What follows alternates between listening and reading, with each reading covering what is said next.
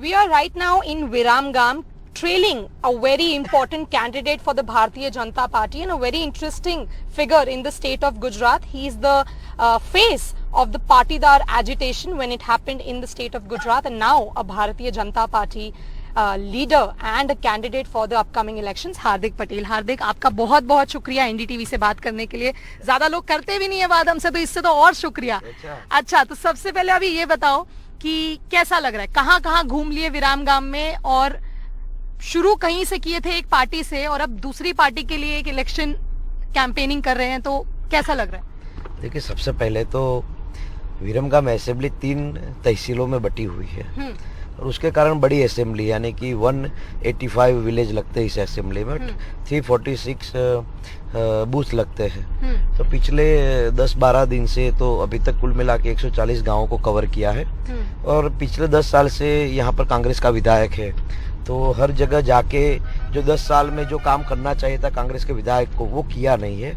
तो स्वाभाविक है कि यहाँ के लोगों की जो अपेक्षाएं है और यहाँ के जो लोकल मुद्दे हैं, क्योंकि असेंबली का चुनाव है, एक असेंबली का चुनाव मैं लड़ रहा हूँ, तो लोकल मुद्दे पर ज्यादा फोकस होता है. तो अभी तक तो अच्छा माहौल है, निश्चित रूप से चुनाव जीतेंगे और लोगों का भरोसा बीजेपी और नरेंद्र मोदी जी के साथ है, वो भरोसा दिन प्रतिदिन बढ़ भी रहा है. ये आपने एक बहुत अच्छी बात कही कि असेंबली इलेक्शंस जो होते हैं, स्टेट इलेक्शंस, उनको लोकल मुद्दों पे लड़ा जाना चाहिए. आप कह रहे हैं कांग्रेस का यहाँ सिटिंग एमएलए कांग्रेस का है विरामगाम में? बिल्कुल काम नहीं करता है, बिल्कुल नहीं किया, बिल्कुल काम नहीं किया. आप गांव-गांव में पूछे कि लाखा भाई जो है कांग्रेस के एमएलए आपके गांव में कितनी बार आए? मैंने कुल मिला के 140 गांव में पूछा, एक भी गांव में 7 गांवों को छोड़ के एक भी गांव ने नहीं कहा हमारे गांव में आए. कितनी ग्रांट्स आपके गांव में दी? बोलेंगे 1 भी रुपया नहीं दिया. मैं ये नहीं कहता कि कांग्रेस के एमएलए को ग्रांट्स देकर लोगों के, लेकिन अपनी जिम्मेवारी जो है, लोगों ने चुनाव जिता के भेजा है तो वो जिम्मेवारी निभानी चाहिए. फिर आप चुनाव में ये कहेंगे कि सरकार कुछ नहीं करती. भाई, विधायक के रूप में तुमने सरकार को क्या कहा? विधायक के रूप में तुमने सरकार को कौन सा ज्ञापन दिया, कौन सी अर्जी लिखी, कौन सी बातें रखी कि इस गांव में ये प्रॉब्लम है? तो निश्चित रूप से लोगों में गजब की नाराजगी है कांग्रेस के खिलाफ, और पूरे गुजरात में मीडिया और ये कांग्रेस के लोग कहते हैं एंटी इनकम्बेंसी. बेसिकली कांग्रेस के विधायक के खिलाफ एंटी इनकम्बेंसी है. अच्छा, तो 27 साल से भारतीय जनता पार्टी है, उनके खिलाफ कोई एंटी इनकम्बेंसी नहीं दिख रही? आपको लगा? आपको घूमे तो आपको भी नहीं लगा, इसलिए तो आप बोल रहे हैं कि हमको इंटरव्यू नहीं दे रहा. बेसिकली एंटी इनकम्बेंसी होती तो फिर आज 150 सीटों के साथ सरकार बनाने का जो गजब का आंकड़ा है वो आपको नहीं दिखाई देता. वो तो जब रिजल्ट आएगा तब अपने आप पता चल जाएगा. फिर आप चिल्लाएंगे फिर भी गुजरात ने एक बार फिर बीजेपी को जिता दिया. जरूर जिताएंगे. चलिए, तो वो तो देखा जाएगा 8 दिसंबर को. पर एक बात बताइए हार्दिक, आपने शुरू किया था और आप बहुत यंग फेस है, मेरे ख्याल से आप एक रेयरेस्ट ऑफ दोस पॉलिटिशियन है जो इतने कम उम्र में पॉलिटिक्स में उतर चुके हैं. भारतीय जनता पार्टी के बड़े स्टार कैंडिडेट्स में से एक है. आपने जब पाटीदार एजिटेशन हुआ, कहीं ना कहीं वो पूरा एजिटेशन ने एक हिला के रख दिया था गुजरात को. उस समय पे आप इंडिपेंडेंट थे, फिर आपने कांग्रेस ज्वाइन करा, फिर आप कांग्रेस के साथ थे, आपके साथ जो आपकी कम्युनिटी के लोग हैं वो भी बड़ा खुश थे.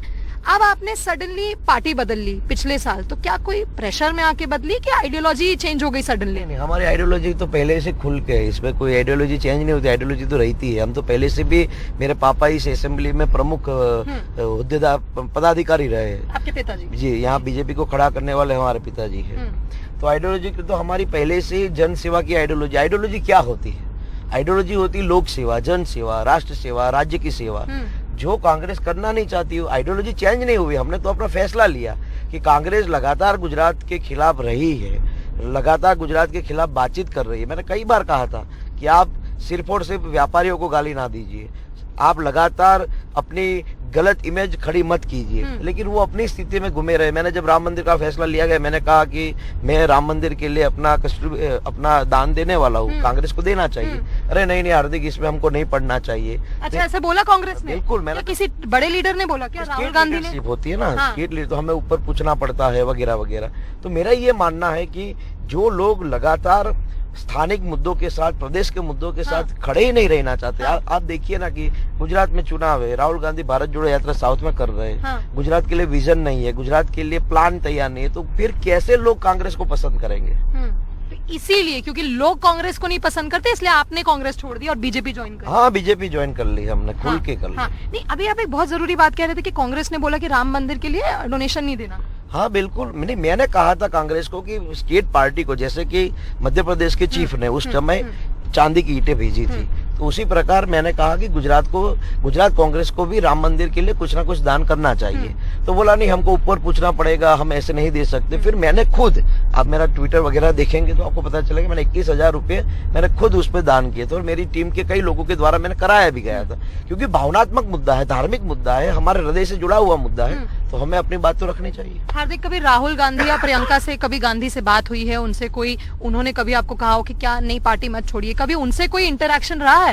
नहीं, जब आखिरी बात हुई तो ऐसा कुछ नहीं था कि मत छोड़िए, उनको कहाँ जरूरत है मजबूत लोगों की, उनको तो वही चापलूसी करने वाले लोगों की जरूरत है। जब पार्टी छोड़ना तैयारी कर रहा था, मैंने कहा था कि भाई आपको ऐसे ही करना है तो मुझे नहीं रहना आप लोगों के साथ, और तब जाकर भी उन लोगों ने ये भी नहीं कहा था कि नहीं नहीं तुम जैसे लोगों की जरूरत है। उनको किसी की जरूरत ही नहीं है, उनको तो गुजरातियों की ही जरूरत नहीं है। अच्छा। लगातार गुजरात की अस्मिता और गौरव के खिलाफ कांग्रेस रही है, वो मुझे 2 साल में पता चला। और देखिए, एक बात समझ लीजिएगा कि मैं अकेला नहीं हूँ कि मैंने पार्टी छोड़ी है। मैं तो अच्छा है, मैं तो फायदे में रहा कि मैंने 2 साल में छोड़ दी। गुलाब नबी आजाद हो, कपिल सिब्बल हो, सिंधिया जी हो, आरपीएन सिंह हो, अशोक तंवर हो, वो जाके पूछिए कितने साल बिगाड़े बाद में उनको पता चला। कहीं ना कहीं जो लोग पार्टी छोड़ते हैं ना, उनपे हमेशा देखा गया है, एक एलिगेशन ये भी लगता है कि आप पे केसेस बड़े थे, तो क्या कोई प्रेशर था कि भैया ज्वाइन कर लो हमारी पार्टी तो केसेस हटवा देंगे? ये तो एलिगेशन है ऑपोजिशन वो का। तो आज भी है मेरे पे केस, अभी हटे नहीं है। तो अगर आपको ऐसा लगता है कि पार्टी ज्वाइन करने से केसेस हट जाते हैं, तो मेरा ये मानना है कि आपकी गलत फहमी है, क्योंकि कानून स्वतंत्र है, कोर्ट स्वतंत्र है, ऐसे केस नहीं हटते। केसेस अभी कहाँ पे स्टैंड कर रहा है हार्दिक? मुझ पर 32 केस आज भी है ना। फिर आप इलेक्शन पर लड़ने के लिए एलिजिबल है ना? हम नहीं लड़ सकते? नहीं, वही मैं कह रही हूँ, एलिजिबल, मेरा सवाल लड़ ही सकते हैं ना। बिल्कुल लड़ सकते हैं, और वो 2 साल की सजा सुप्रीम कोर्ट ने मुझे स्टे कर दी है। अच्छा। तो इसलिए मैं चुनाव लड़ सकता हूँ। कहीं ना कहीं एक पाटीदार जो कम्युनिटी है, उनका क्या आपसे कुछ गुस्सा, नाराजगी चल रही है कि आपने पार्टी में मेरे साथ? मैं अभी 2 गांव आपके साथ। लगा आपको ऐसा? नहीं, मुझे क्या लग रहा है, हम लोग तो देखिए बाहर के लोग हैं, बाहर आते हैं, आप लोग यहाँ से आप सवाल कर रहे हैं मुझे, तो मैं यही पूछ रहा हूँ कि आप 2 गांव आए, कहीं पर किसी ने ऐसा बोला, ऐसा कुछ लगा? मैं ये बोल रहा हूँ। नहीं, एक हमारा देखिए, हमारा क्या है कि हम आपसे सवाल नहीं, आप पूछिए, मैंने जवाब दिया ना कि आपको कुछ लगा यहाँ कि किसी ने कुछ ऐसा। तो कोई नाराजगी नहीं है पाटीदार? क्यों होगी? क्योंकि ऑलरेडी पाटीदार समाज बीजेपी के साथ बड़े पैमाने पे जुड़ा है। पाटीदार कम्युनिटी ऑलरेडी बीजेपी की वोट बैंक रही है। 17 में तो आंदोलन का माहौल था, इसके कारण पॉलिटिकली अपना स्टैंड अलग था, लेकिन फिर भी 17 में भी 60% पाटीदारों ने बीजेपी को ही वोट किया था, क्योंकि भरोसा है बीजेपी के साथ, विश्वास जुड़ा हुआ है। क्या कांग्रेस और अदर पार्टी वो विश्वास दे पाएगी? तो कांग्रेस तो आपको कहीं ना कहीं एकदम ही नहीं लग रही। अच्छा, आम आदमी पार्टी पे जरा बताओ हार्दिक, क्या लग रहा है उनका माहौल? आप दिल्ली से क्या माहौल लेके आए? हम कहाँ माहौल लेकर आए, हम तो पत्रकार लोग, आप पॉलिटिशियन लोग, बताइए। पत्रकार को पॉलिटिशियन से एक स्टेप ज्यादा मालूम होता है, ऐसा मुझे मालूम तो हमें बहुत कुछ है, पर आप बताइए, आपको आम आदमी पार्टी का क्या रोल लग रहा है? इस बार ट्रायंगुलर कॉन्टेस्ट है, लग रहा है कुछ डेंट कर पाएंगे बीजेपी का सीट? बीजेपी को कुछ डेंट नहीं होगा।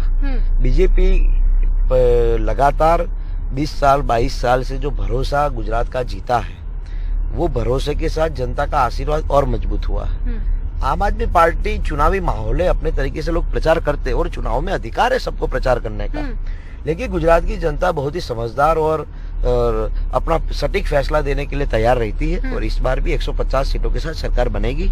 आम आदमी पार्टी और कांग्रेस आपस में लड़े, वो हमको चिंता नहीं है। अच्छा, आपस में लड़ लेंगे? लड़ने दो ना, काम बीजेपी अकेले स्ट्रांगली है, हमारा कुछ डेंट नहीं हो रहा था, मैं क्या चिंता। अच्छा हार्दिक, क्योंकि अब आप हमसे बात कर रहे हैं, बड़ा अच्छा मौका है, वैसे तो आप लोग हाथ में पकड़ में नहीं आते, तो जरा हल्के फुल्के डिफिकल्ट क्वेश्चंस भी पूछना जरूरी है, और खासकर तुमसे इसलिए पूछना चाहती हूँ कि तुम एक बहुत ही स्ट्रॉन्ग लीडर हो, यंग लीडर हो, ठीक है? कोई तुमसे डरते नहीं है कि भाग जाए? नहीं, ऑन द ग्राउंड आप लोग बहुत स्ट्रॉन्ग लीडर है। तो एक बात बताइए, ये जब हम लोग एंटी इनकम्बेंसी तो नहीं कह सकते, बट लाजमी सी बात है, 27 साल से भाजपा है, कई परेशानियां होती हैं, कई अनएम्प्लॉयमेंट की हम इशू सुन रहे हैं, महंगाई की बहुत यहाँ पे लोग बोल रहे हैं, उसको कैसे टैकल करेगी गवर्नमेंट? नहीं, महंगाई गुजरात में है ऐसा नहीं है, महंगाई पूरे विश्व में अर्थव्यवस्था के कारण ही पैदा हुई है, लेकिन फिर भी भारतीय जनता पार्टी ने देश में और विभिन्न राज्यों में महंगाई को रोकने का, महंगाई को स्टेबल करने का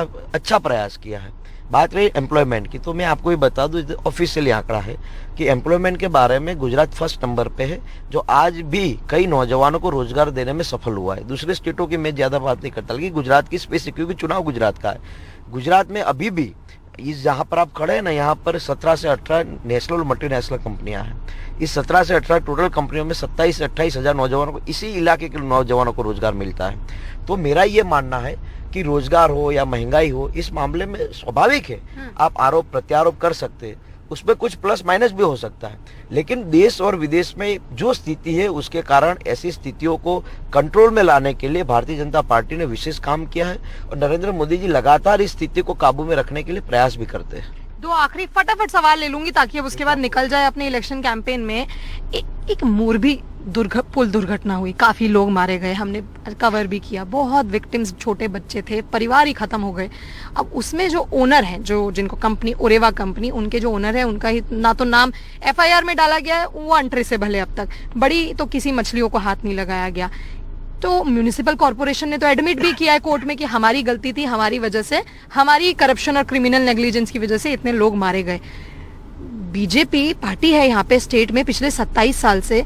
पहली बात तो क्या कोई पॉलिटिकल कनेक्शन के लिए शील्ड किया जा रहा है उनको, और दूसरी बात कि पार्टी क्या कर रही है, इतने लोग मर गए, इतना बड़ा दुर्घटना हुआ है, आप लोग का क्या इस पे, आप लोग की तरफ से आप लोग मत कीजिए। पहले तो ये जो घटना हुई है बहुत ही दुखद है, पूरे देश ने और खास तौर पर विदेश ने भी इस घटना को लेकर दुख जाहिर किया है जी। हम ये भी मानते हैं कि ऐसी घटनाएं कभी भी नहीं होनी चाहिए, और ऐसी घटना के पीछे जिसने भी बेदरकारी यानी कि गलती डाली है, ऐसे लोगों के खिलाफ कार्यवाही गजब की होनी चाहिए, उस पे कानूनी प्रक्रिया जो भी हो करनी चाहिए।